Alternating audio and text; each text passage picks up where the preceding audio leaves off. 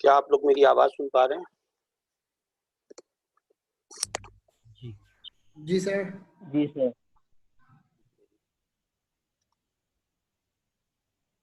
तो हम question number 4 पर थे और एक दो लोगों ने कहा था कि जी क्वेश्चन नंबर 4 मैं करवा दूंगा, तो उसको हम कर लेते हैं।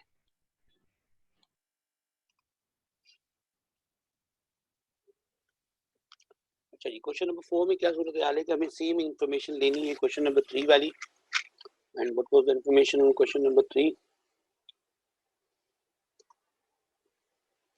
क्वेश्चन नंबर 3 की सूरत हाल ये थी कि जावेद साहब ने 3 मिलियन रुपीस 3 महीने के बाद रिसीव करने हैं और उनका ये ख्याल है कि पाकिस्तान लकी सीमेंट कंपनी जो है उसके शेयर्स में 1 साल के पीरियड में बहुत अच्छा जंप आएगा। तो उन्होंने 10,000 शेयर्स जो है वो लकी सीमेंट के परचेज करने के लिए एक फॉरवर्ड कॉन्ट्रैक्ट कर लिया है, एक फॉरवर्ड कॉन्ट्रैक्ट डीलर के साथ एट द प्राइस ऑफ 302 पर शेयर। और अब इस सेम इंफॉर्मेशन के साथ हमें सिर्फ इतना सा डिफरेंस करना है। क्वेश्चन 3 का सॉल्यूशन ऑलरेडी हम देख चुके हैं और इसके अंदर हमें सिर्फ इतना डिफरेंस करना है कि जो कॉन्ट्रैक्ट होगा वो डिलीवरेबल नहीं होगा बल्कि कैश सेटल होगा। बाद लोगों ने इसके आंसर भी बता दिए थे और एक दो लोगों ने कहा था कि जी ये मैं करवा दूं, तो इसको मैं देख लेता हूँ, इसका सॉल्यूशन हम देख लेते हैं क्वेश्चन नंबर 4 का, ताकि किसी को परेशानी ना रहे क्लास में।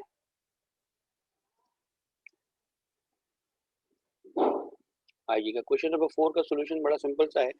जावेद साहब को क्योंकि मार्केट प्राइस जो है, स्पॉट प्राइस जो है वो 296 है, तो इनको लकी सीमेंट के जो शेयर परचेज करने होंगे वो 296 में परचेज करने होंगे 2.96 मिलियन, यानी 29,60,000 रुपए की ये पेमेंट करेंगे मार्केट में और 10,000 shares of lucky cement purchase कर लेंगे। ऑन द अदर एंड, चूंकि इन्होंने फॉरवर्ड डीलर के साथ एक कॉन्ट्रैक्ट किया था जिसमें इन्होंने 302 रुपए में शेयर परचेज किए थे और आज स्पॉट प्राइस 296 है, लिहाजा जो फॉरवर्ड डीलर है उन्हें इनको ना डिलीवरी देनी है, ना डिलीवरी लेनी है, ना पैसे देने, ना पैसे देने। It will be cash settlement. और कैश सेटलमेंट ये होगी कि 6 रुपीज़ पर शेयर। बहुत सिंपल सी बात है कि एक चीज़ अगर 302 की मैंने परचेज की थी और आज उसकी price, if the price is 296, तो 6 रुपये का जावेद साहब को लॉस हो गया है और उन्होंने 60,000 रुपीज़ के इस लॉस के साथ जो डीलर से मामला करना है वो ये करना है कि उन्हें 60,000 रुपीज़ की पेमेंट करनी है। यूँ 302 रुपये की जो प्राइस लॉक की थी जावेद साहब ने, जावेद साहब को अल्टीमेटली 30,20,000 रुपये के ये शेयर्स पड़ रहे हैं। 4 के बी में भी यही सूरत हाल है। 4 के बी में जावेद साहब को गेन हो रहा है, 325 रुपये की प्राइस है, उन्हें 32,50,000 रुपये मार्केट से शेयर परचेज करने पड़ेंगे, जो कि 2,30,000 रुपये उन्हें गेन होगा डीलर से।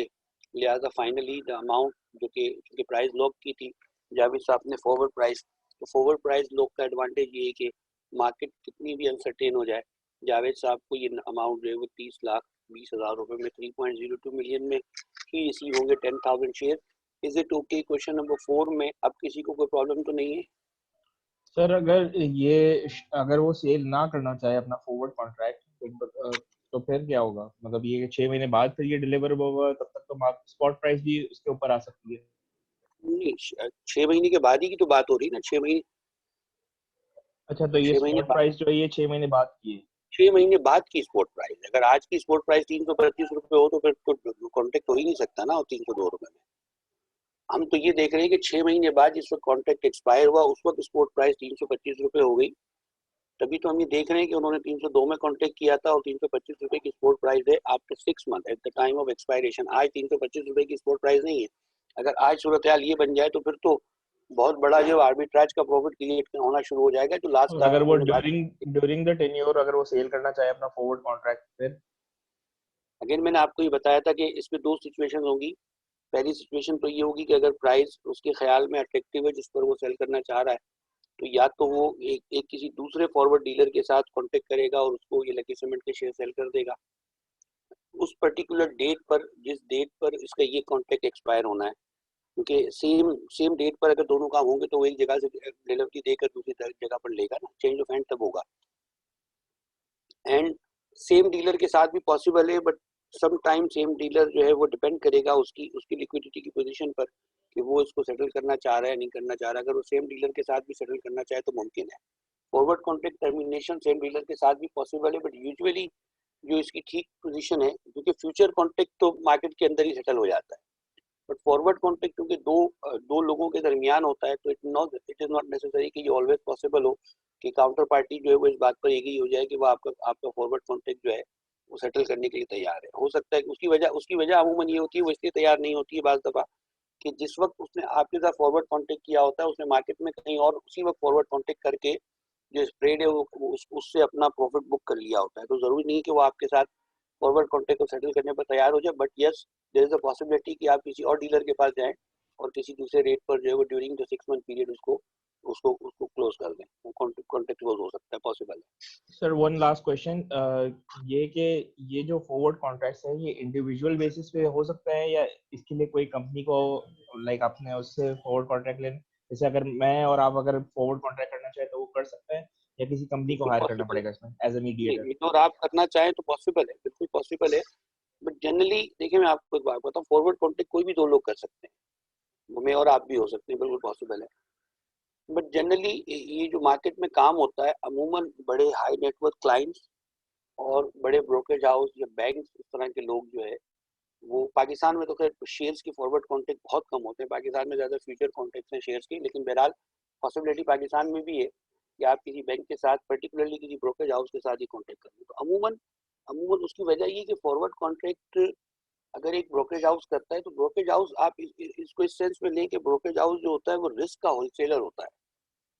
वो किसी पार्टी से रिस्क बाय करता है, किसी पार्टी को रिस्क सेल करता है, वो इस तरह रिस्क बाय एंड सेल कर रहा होता है और उसके स्प्रेड से प्रॉफिट कमा रहा होता है। ब्रोकरेज हाउस का काम ये है। दो इंडिविजुअल अगर करेंगे तो आप अगर मेरे साथ मेरा रिस्क जो है वो अपने कंधे पर ले लेंगे, क्योंकि मैं हेज करने जा रहा हूँ ना, मैं मेरा ये ख्याल है कि मुझे 3 महीने के बाद कुछ पैसे मिलने वाले हैं और मेरा ये ख्याल है कि लकी सीमेंट जो है उसका रेट बढ़ जाएगा, और मैं अपने उस परसेप्शन पर या अपनी उस कैलकुलेशन पर या अपने उस ओपिनियन पर आज अपने आप को जो है वो हेज करने जा रहा हूँ कि मैं लकी सीमेंट के प्राइस को लॉक कर दूँ। आप क्यों करने जा रहे हैं भाई?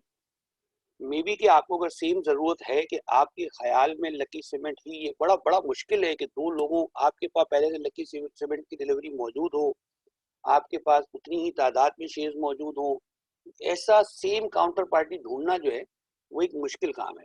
लिहाजा आप क्या करेंगे, जब आपको एक इंडिविजुअल हाई नेटवर्थ क्लाइंट को या किसी किसी पेंशन फंड को या किसी को भी जब इस तरह की कोई डील करनी होगी तो वो होलसेलर के पास जाएगा, बिकॉज होलसेलर के पास हर तरफ से जो है वो मुख्तलिफ टाइप की बिड्स एंड ऑफर्स होती हैं और उसका काम ही रिस्क लेना और रिस्क देना है।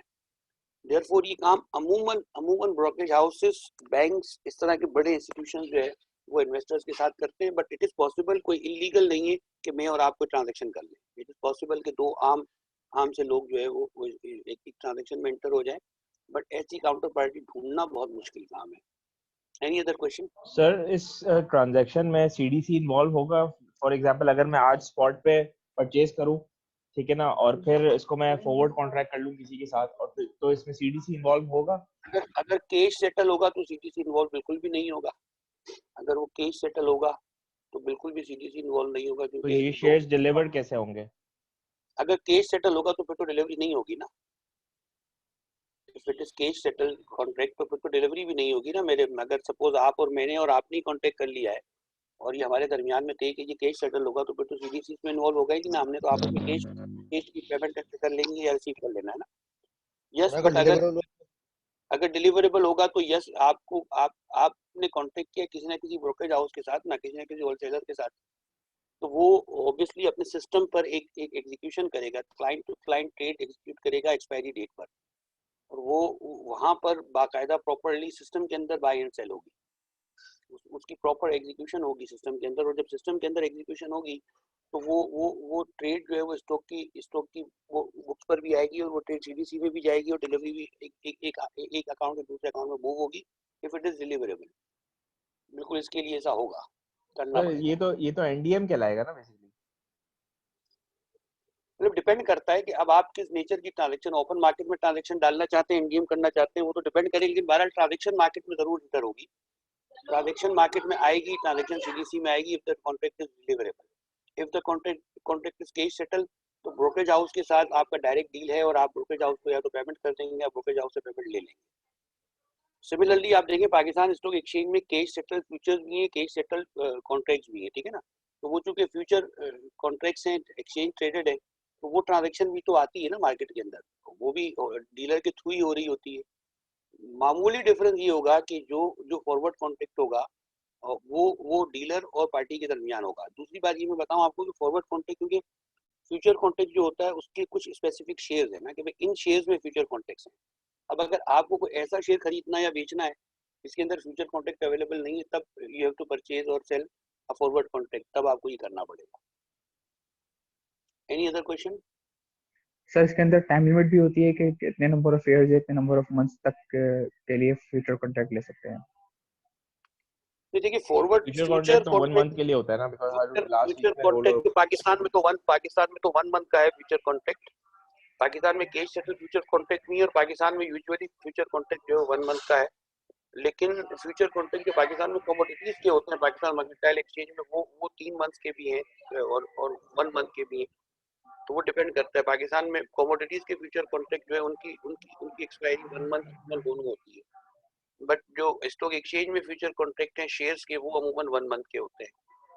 तो वो डिपेंड करेगा। नंबर ऑफ शेयर्स की कोई लिमिट नहीं है, आप जितने खरीदना चाहें बेचना चाहें वो आपको खरीदने और बेचने होंगे। बट चूंकि फ्यूचर कॉन्ट्रैक्ट एक्सचेंज ट्रेडिंग होता है, तो स्टॉक एक्सचेंज की एक रिक्वायरमेंट है कि आपको एक पर्टिकुलर 12.5% की रिक्वायरमेंट है कि आपको कैश जो है वो एक्सपोजर देना होता है 1.5%। तो अब अगर आप जो है वो जितने ज्यादा शेयर खरीदना या बेचना चाहेंगे, आपके पास उतना अमाउंट 12.5% के हिसाब से एक्सपोजर पे करने के लिए होना चाहिए, कैश अमाउंट होना चाहिए। क्योंकि स्टॉक एक्सचेंज की रिक्वायरमेंट है फ्यूचर कॉन्ट्रैक्ट के लिए कि वो आपसे कोलेटरल लेता है। उसके बगैर आप स्टॉक एक्सचेंज में नंबर ऑफ शेयर, एक शेयर भी परचेज नहीं करने जा सकते ना। इस चीज की अगर आपका कोई ब्रोकर है, वो आपके अकाउंट में 1 रुपया भी ना हो, वो ब्रोकर आप पे ट्रस्ट करता है और वो आपको अलाउ करता है कि ठीक है कि आप जो फ्यूचर कॉन्ट्रैक्ट कर लें और उसकी कैश पेमेंट आपकी बिहाफ पर ब्रोकर कर देता है, वो एक अलग बात है। अदरवाइज स्टॉक एक्सचेंज के अंदर तो फ्यूचर कॉन्ट्रैक्ट के लिए 12.5% का कैश मार्जिन होना जरूरी है। देयरफॉर जितने ज्यादा शेयर करेंगे उतना 12.5% होना चाहिए। सर तो मर्सेंटाइल अगर फॉरवर्ड कॉन्ट्रैक्ट हम करें तो वो मार्जिन पे हो सकता है? देखिए फॉरवर्ड कॉन्ट्रैक्ट 2 लोगों के दरमियान होता है ना। आप पहले तो इस चीज को समझे ना, फ्यूचर कॉन्ट्रैक्ट एक्सचेंज ट्रेडेड है और फॉरवर्ड कॉन्ट्रैक्ट 2 लोगों के दरमियान या 2 इंस्टीट्यूशंस के दरमियान है। और अमूमन फॉरवर्ड कॉन्ट्रैक्ट में कोलेटरल लिया भी जाता है, और बाज दफा ये भी होता है कि on the basis of trust एक बैंक दूसरे बैंक के साथ फॉरवर्ड कॉन्ट्रैक्ट करता है, सिर्फ on the basis of trust भी। मतलब 2 बैंक कर रहे हैं ना, तो बैंक मार्केट के अंदर 2 बैंक जो है वो आपस में अगर कोई फॉरवर्ड कॉन्ट्रैक्ट सपोज एक करेंसी का कर रहे हैं या कोई भी दूसरा फॉरवर्ड कॉन्ट्रैक्ट कर रहे हैं, या इवन एक बैंक जो है वो अपने किसी बहुत बड़े इंपोर्टर के साथ या किसी बहुत बड़े एक्सपोर्टर के साथ करेंसी का कोई फॉरवर्ड कॉन्ट्रैक्ट कर रहा है, तो बैंक नोस के जी ये जो मेरा कस्टमर है ये कितना ट्रस्टवर्दी है, मैं इसके ऊपर कितना ट्रस्ट कर सकता हूँ। और यकीनन उसमें फिर डिफॉल्ट के चांसेस भी मौजूद रहते हैं, लेकिन डिफॉल्ट की कॉन्सिक्वेंसेस जो है वो बड़ी खतरनाक होती हैं। डिफॉल्ट अगर कोई इंपोर्टर या एक्सपोर्टर बैंक के सामने एक बार हो जाता है तो फिर आगे उसके लिए बिजनेस करना बड़ा मुश्किल हो जाता है। इसलिए अमूमन लोग डिफॉल्ट नहीं करते हैं। बट यस, बैंक भी कोलेटरल लेता है सम टाइम, डिपेंड करेगा सिचुएशंस पर, क्लाइंट पर, अमाउंट पर। और बैंक यस कोलेटरल लेगा आपसे फॉरवर्ड कॉन्ट्रैक्ट पर, सम टाइम नहीं भी लेगा, डिपेंड करेगा बैंक के और आपके रिलेशन कैसे हैं। 2 काउंटर पार्टियां कौन है, बैंक टू बैंक है, बैंक टू इंपोर्टर है, बैंक टू एक्सपोर्टर है, एक्सपोर्टर की वर्थ कितनी है, कितने अमाउंट का कॉन्ट्रैक्ट होना है, ये बहुत सारी चीजें होंगी जिसके बिहाफ पर बैंक ये डिसाइड करेगा कि उसको आपके फॉरवर्ड कॉन्ट्रैक्ट पर कोलेटरल चाहिए या नहीं चाहिए। ये डिपेंड करेगा, केस टू केस वेरी करेगा, बिकॉज फॉरवर्ड कॉन्ट्रैक्ट प्योरली 2 लोगों के दरमियान होगा ना, तो वो 100% ट्रस्ट बेस्ड भी हो सकता है, उसमें कोई कोलेटरल भी हो सकता है। It depends. Any other question? Hello no sir, thank you. Hello.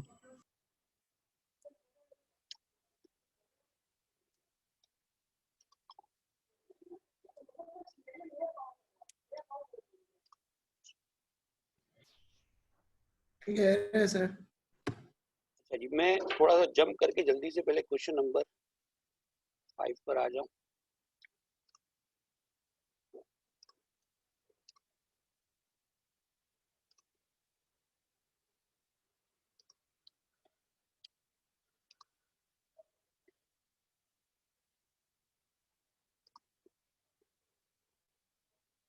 We are on question number 5 now. और अब हम बात करेंगे, पहले हमने बात की थी अभी हम बात कर रहे थे फॉरवर्ड कॉन्ट्रैक्ट इंडिविजुअल स्टॉक पर. Now we are going to talk about forward contract on stock portfolio. एक पूरे पोर्टफोलियो की बात कर रहे हैं, ठीक है, कि अगर एक पूरा पोर्टफोलियो है और मैं 5, 6, 7, 8 4 क्वेश्चन बहुत तेजी से निकाल जाऊंगा और फिर 9 और 10 पर हम थोड़ा डिटेल डिस्कशन करेंगे. क्लास का टाइम जो है वो खत्म होने से पहले पहले मैं ये चाह रहा हूँ कि हम 10 क्वेश्चंस कंप्लीट कर लें. आपके क्वेश्चंस भी मैं ले लूँगा. अगर 5, 6, 7, 8 में किसी को कोई प्रॉब्लम हो तो ही और शी कैन आस्क. लेकिन 5, 6, 7, 8 बहुत सिंपल है, इसलिए मैं इनको बहुत तेजी से निकालना चाहूँगा, ठीक है.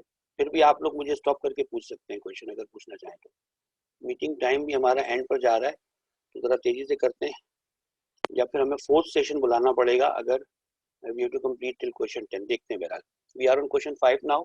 A pension fund manager knows that in 3 months he will need to sell about rupees 50 million of stock to make payments to retirees. एक पेंशन फंड मैनेजर है जिसको 3 महीने के बाद जो है वो 50 मिलियन रुपए की जरूरत है.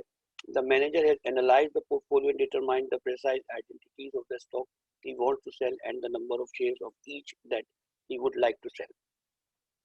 Thus the manager has designated a specific sub portfolio. उसने पोर्टफोलियो का एक सब पोर्टफोलियो बना दिया है जो इसको बेचना है और उसको 50 मिलियन रुपए की जरूरत है.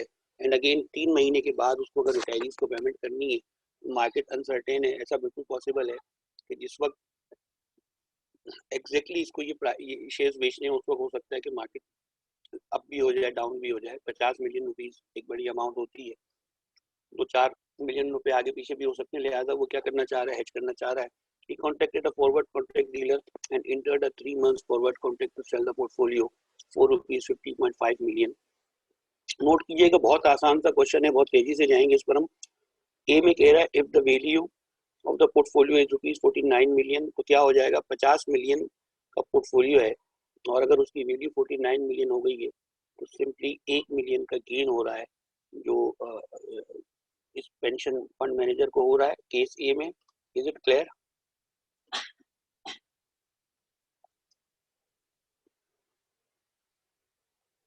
वन मिलियन का लॉस नहीं है वकास साहब, इट्स 1 मिलियन का गेन.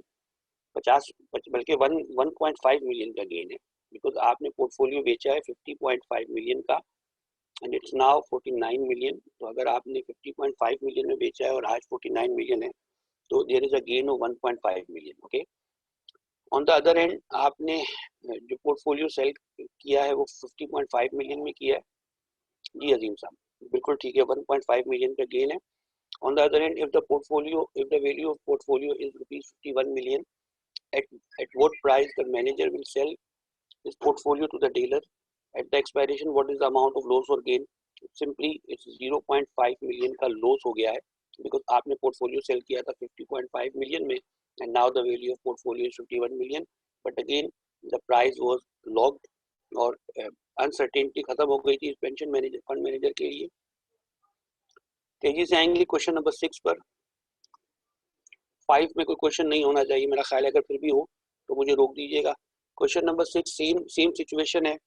सिर्फ हमें 5 की इंफॉर्मेशन लेकर ये चेंज करना होगा कि कॉन्ट्रैक्ट जो है वो डिलीवरेबल होने की बजाय कैश सेटल होगा. तो होगा क्या कि ये जो पेंशन फंड मैनेजर होगा एक अमाउंट वो रिसीव करेगा मार्केट से 49 मिलियन में जो है वो उसको बेचकर और एक अमाउंट उसको डीलर पे करेगा.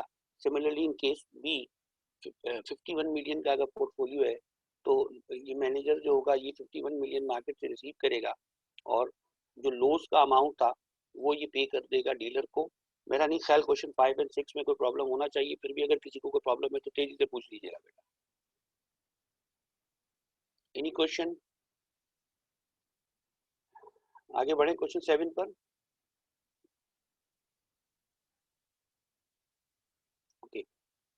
We are on question number 7 now. A pension fund manager anticipating the receipt of rupees 100 million 6 months from now. अभी हमने जो बात की 5 और 6 में वो ये की कि हम पोर्टफोलियो सेल करने का फ्यूचर कॉन्टेक्ट कर रहे थे. नाउ पेंशन फंड मैनेजर जो है उसको 100 मिलियन रुपीस जो है वो रिसीव होने वाले हैं इन फ्यूचर. तो वो कॉन्टेक्ट कर रहा है पोर्टफोलियो परचेज करने के लिए, ठीक है.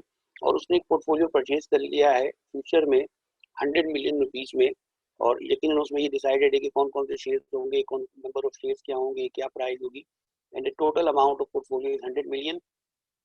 अगर कॉन्ट्रैक्ट डिलीवरेबल है तो क्या होगा, if the value of the portfolio 98 million, तो कितना लॉस हो गया जी इसको, 2 मिलियन का लॉस हो गया। 100 मिलियन का पोर्टफोलियो परचेज किया है और 98 million is the value of portfolio, which means कि इसको 2 मिलियन का लॉस हो गया। एंड इन केस बी, अगर आज पोर्टफोलियो की वैल्यू 101 मिलियन हो गई है तो इसका मतलब ये कि 1 मिलियन का गेन हो गया है। There should be no question still, अगर कोई है तो पूछ लीजिएगा तेजी के साथ। क्वेश्चन नंबर 8, सेम सिचुएशन 7 की इंफॉर्मेशन लेते हुए हमने आगे बढ़ना है और सिर्फ इतना सा डिफरेंस डालना है कि ये कैश सेटल होगा इंस्टीड ऑफ डिलीवरेबल, और ये कैश सेटल होने की वजह से ये होगा कि 98 मिलियन जो है वो मार्केट में पे करके खरीदा जाएगा, अमाउंट 98 मिलियन मार्केट में पे होंगे। और सेकंड में ये होगा कि मार्केट से 101 मिलियन का अमाउंट जो है वो उसमें खरीदा जाएगा और डीलर से 1 मिलियन रिसीव कर लिया जाएगा। क्वेश्चन नंबर 5, 6, 7, 8 हमने बहुत तेजी से कर लिए because they were really very easy.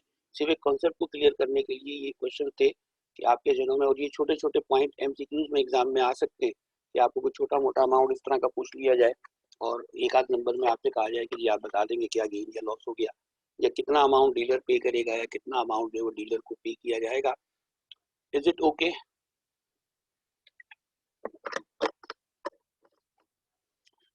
Let's come on question number 9 now. Yes sir. 9 हमें करना है जरा तफसीली, 9 और 10 हमें डिटेल में करना है और मेरा ख्याल है कि हमें मीटिंग दूसरी कॉल कर लेनी चाहिए। अगर 9 और 10 में थोड़ा वक्त लग गया तो शायद ये क्लास जो है वो हमारी स्टॉप हो जाएगी। तो क्या ख्याल है खुरम साहब, एक लास्ट फोर्थ सेशन कॉल कर लें हम, 10-15 मिनट, शायद 10 मिनट लग जाए। नो प्रॉब्लम, कर लेते हैं तो एक stop। काम करते हैं, यहाँ स्टॉप करें, नई मीटिंग शुरू करते हैं ताकि फिर तसल्ली से क्वेश्चन 9 और 10 जो हम डिटेल में करेंगे फिर वो 8 मिनट में हो के 10 मिनट में हो, लास्ट ओके 8 to 10 मिनट। अभी कर ठीक है देता हूँ। जी, बिल्कुल लास्ट सेशन कॉल करते हैं। सर एक्सेल की फाइल भी शेयर कर लेगा आंसर्स वाली। बिल्कुल बिल्कुल बिल्कुल एक्सेल की फाइल शेयर कर देंगे।